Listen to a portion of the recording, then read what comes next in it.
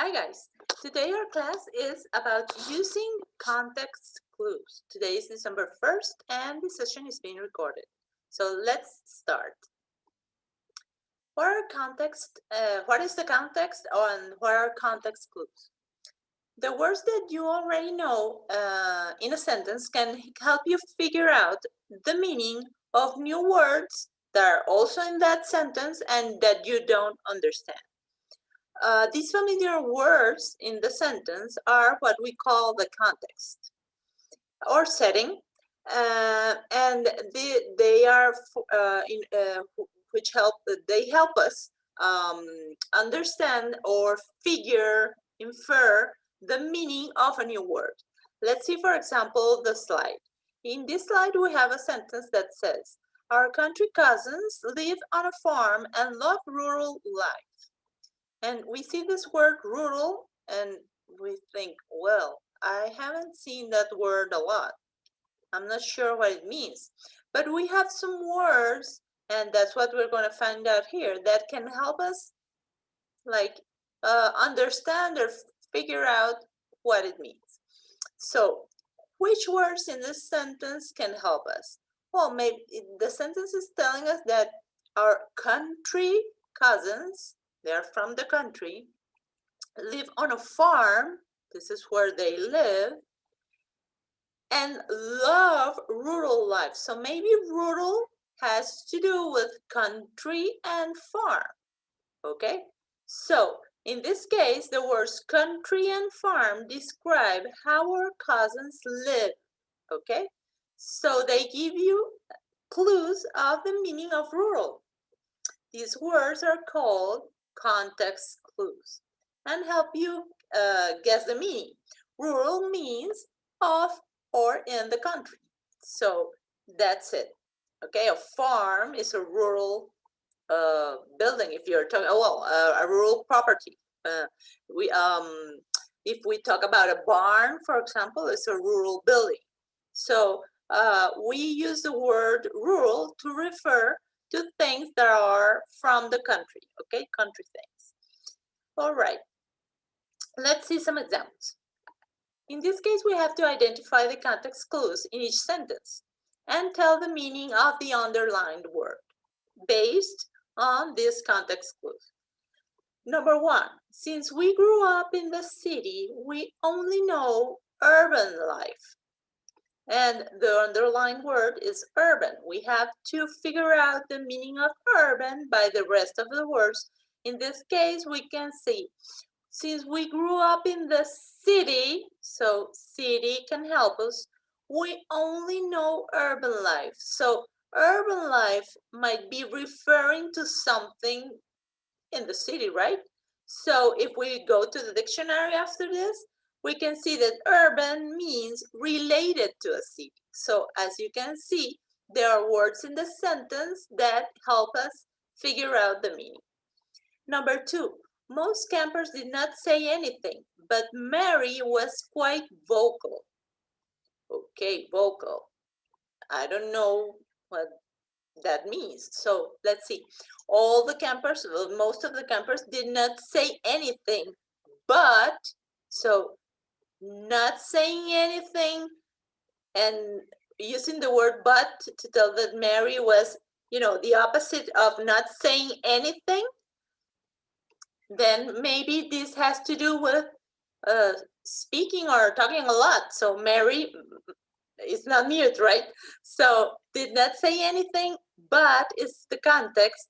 And vocal means of the voice. Okay. So Mary, she say a lot of things according to this sentence. Okay.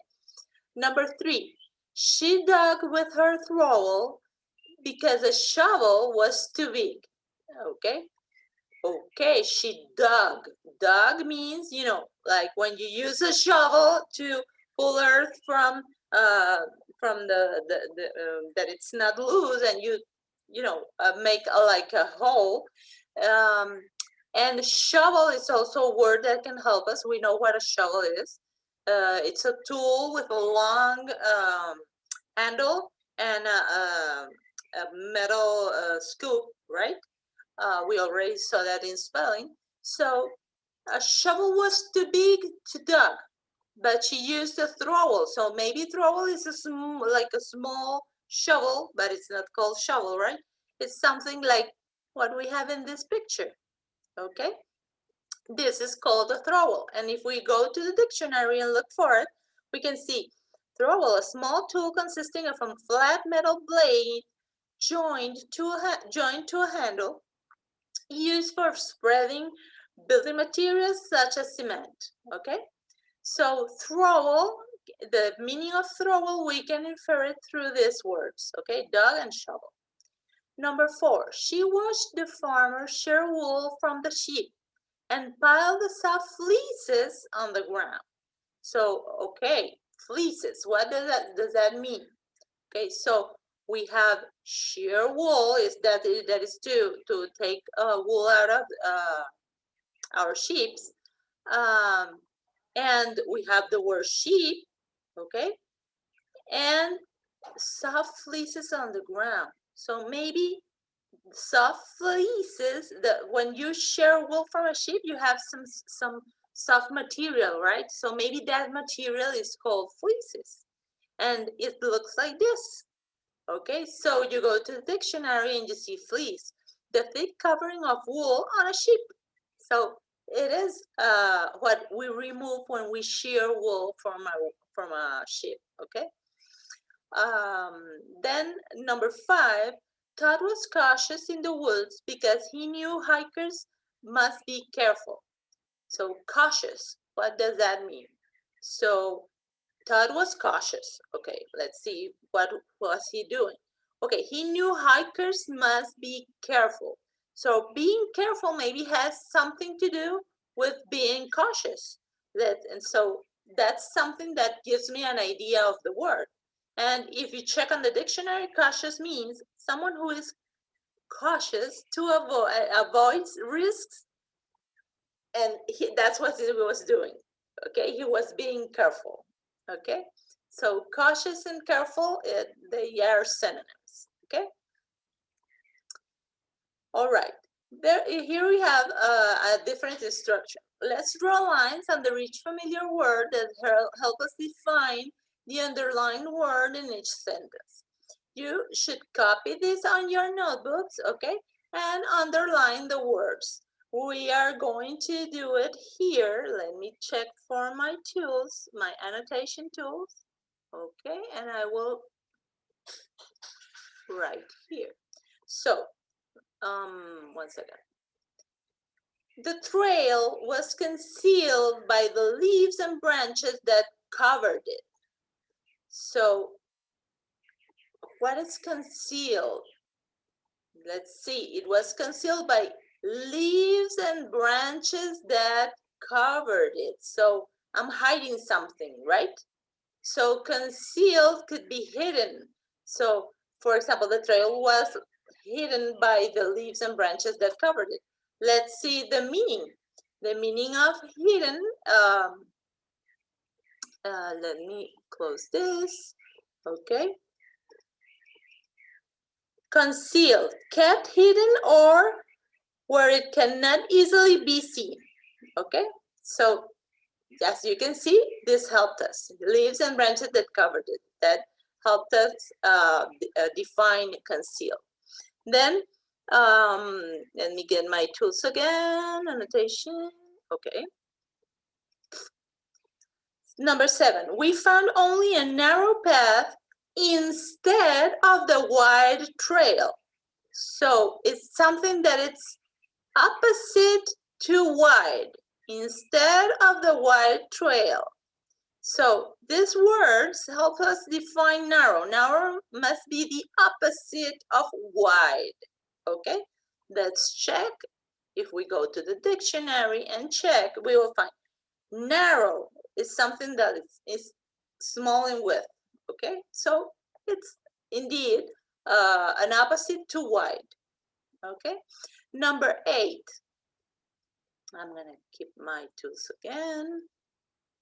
Number 8. We heard a loud crash and the tent swayed and shook. Okay, There was a loud crash. We heard it. But the tent swayed and shook. So with shook and crash, we can infer that there was some movements, right? There was crash, the tent shook, and when it shook, something shakes, it moves, right? So sway must be some kind of movement, okay? Let's check on the dictionary to see what sway means. And if we go to the dictionary, to move slowly from side to side. So the tent was doing like this and shook, okay? They helped us infer the meaning. Again, number 9, a huge limb, 1 second, I'm getting my tool. A huge limb from the tree fell between the other branches. So this was something from the tree, okay, and fell between the other branches. So it's something like a branch, right? A limb, a branch, okay. So let's, this should be like a branch, a huge branch of the tree that we're calling a limb, okay. So if we check on the dictionary, we can see that limb, let's check. Limb is an arm or a leg of a person or animal. So even if this is referred to animals or persons, since it was huge from the tree, it looked like an arm or a leg. So they are calling it a limb, okay? But a limb is an arm or a leg from an animal or a person.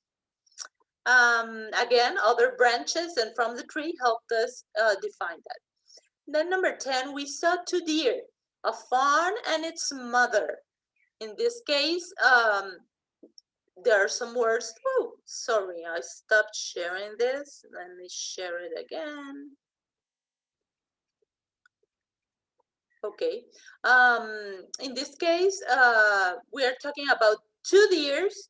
One is a mother, the other one is the baby, okay? So a fawn must be referring to a small deer, right? Let's see if we check on the dictionary. Let's first mark the words 2 deer, okay? And one was its mother, okay? So fawn is, you know, the little deer. So if we close this, we can check the meaning. Fawn, a young deer, okay? So as you can see, a lot of words can help us infer the meaning, okay, of strange words that we find on our sentences, okay? So let me go now so we can discuss our slide about remembering what we need to remember. Remember context clues or familiar words that help you understand the meaning of unknown words in a sentence, okay? I'm going to close my tools. I have 2 lines here I want to erase. Let me erase them. Okay, good. So keep this in mind. And for this week, which is our first Christmas week, we are not going to have homework. This content is going to be evaluated on our special Google form that we will have next week. Okay, so for this week, we have no homework, guys. That's the first Christmas gift for you. Okay, so thank you very much for attending to the class and watching this video. See you next class. Bye-bye.